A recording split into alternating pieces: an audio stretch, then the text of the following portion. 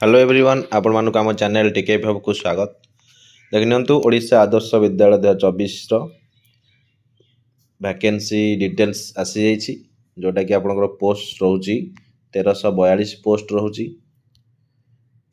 तो केबे अप्लाई करा जिवो को पोस्ट केते वैकेंट अछि आउ तार स्केल ऑफ पे से सब डिस्कशन कर दबा। तो तापूर्व आपण मैंने फास्ट टाइम जो चैनल व्यू कर चैनल सब्सक्राइब कर सहित बेल आइकन क्लिक कर दिंतु जो नुआ नुआ नोटिफिकेशन वीडियो अपलोड होला मात्र पाई परिबा। तो देखि नबा डिटेल एडवर्टाइजमेंट कौन अछि देखिनंतु ओडिशा आदर्श विद्यालय संगठन जोटा कि आपनकर detail modalities for invitation of application for the post of principal and teacher in the Odisha Adarsha Vidyalaya in the state of Odisha advertise number 1/2024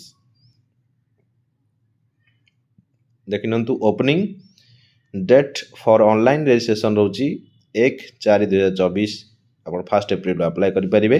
last date रहला 30/4/24 लास्ट डेट सबमिशन फी रोची 2/5/2024 ऑनलाइन आपण पेमेंट करि परिबे। SBI payment SBI collect net banking through रे payment करि परिबे। Next देखिनंतु आपनकर post vacant कोथरे केते अछि आउ तार स्केल ऑफ पे लेवल पे केते प्रिंसिपल आपनकर 110 टी अछि वैकेंट पोस्ट लेवल 13 रोची।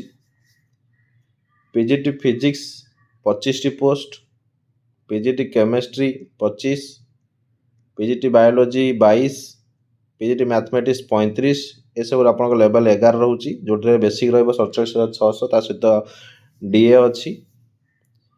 देखंतु कंप्यूटर साइंस रे 156 TGT English 255 TGT mathematics 169 TGT science 92 TGT social studies 104 art teacher 160 अच्छी पीटी 89 कंप्यूटर टीचर 83 ये भाव में टोटाल 1342 पोस्ट रेगुलर पोस्ट सब आप देखिपुंट।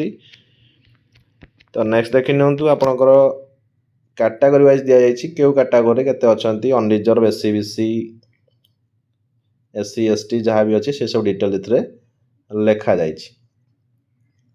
तो आपनकर एजुकेशनल क्वालिफिकेशन जनरल आपनकर केमती रहउछि आपण एथरे ऑल कैंडिडेट जोटा पोस्ट टीजीटी पोस्ट पे रहउछि आपण सेथिरे ओएसटीटी पास करथिबे नले पेपर 2 ओटीटी पास करथिले मध्ये आपण कर परिबे अप्लाई नले सीटीईटी पेपर 2 भी आपण क्लियर करथिले अप्लाई कर परिबे। जो मानकर मास्टर डिग्री अछि bachelor degree in arts science with bachelor degree in education ए सब आपण थिबा दरकार कारण पीजी पे आपण मास्टर डिग्री दरकार टीजीटी पे बैचलर डिग्री दरकार अछि। तो नेक्स्ट देखि नियंतु आपनकर ए सब दिया आइछि आपण एसेंशियल एकेडमिक क्वालिफिकेशन प्रिंसिपल होबा पई आपण पाखरे मास्टर डिग्री रिकॉग्नाइज यूनिवर्सिटी थिबा दरकार बीईडी थिबा दरकार एक्सपीरियंस थिबा दरकार जोटा कि आपनकर प्रिंसिपल पोस्ट पई निहाती आवश्यक।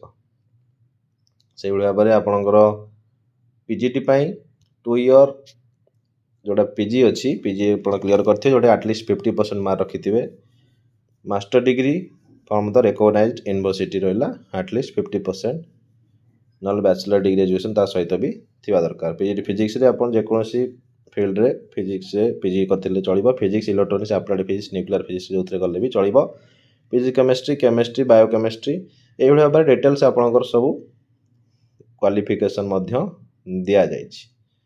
तो नेक्स्ट देखि नंतु आपनकर एज लिमिट रहउछि